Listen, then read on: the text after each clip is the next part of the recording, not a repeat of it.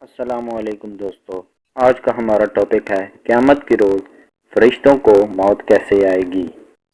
دنیا کے لوگوں میں سے بدقسمت ترین وہ لوگ ہوں گے جو قیامت کا منظر کو خود اپنی آنکھوں سے دیکھیں گے۔ اس روز یعنی قیامت کے دن سے پہلے ایک دم ایک خوفناک آواز آئے گی جس کے خوف سے سب لوگ سب کچھ بھول جائیں گے۔ اس خوفناک آواز کے بعد سورج پھٹ جائے گا، تارے ٹوٹ جائیں گے، چاند بکھر کر ریزہ ریزہ ہو جائے گا اور زمین میں دراڑیں پڑ جائیں گی اور پہاڑ روئی بن جائے گے، سمندروں میں آگ لگ جائے گی، دنیا تہس نہس ہو جائے گی۔ پھر اس خوفناک آواز کے ساتھ پوری دنیا کو اللہ تعالی موت دے دے گا۔ جب سب کچھ ختم ہو جائے گا پھر پہلے، دوسرے، تیسرے اور اسی طرح ساتویں آسمان تک سب کو موت دے دی جائے گی۔ سب فرشتوں کو گرا دیا جائے گا اور انہیں زیر زبر کر دیا جائے گا۔ پھر رب تعالیٰ فرمائے گا کہ کون باقی ہے۔ آواز سن کر ملک الموت حضرت اسرائیل علیہ السلام کہیں گے کہ یا اللہ، مجھ سمیت تیرے 4 فرشتے ہیں، یہ جبرائیل، میکائیل اور اسرافیل ہیں۔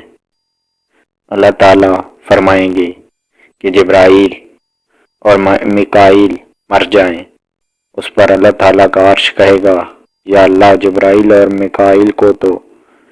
اس وقت اللہ تعالیٰ فرمائے گا کہ خاموش، میرے عرش کے نیچے موت ہی موت ہے۔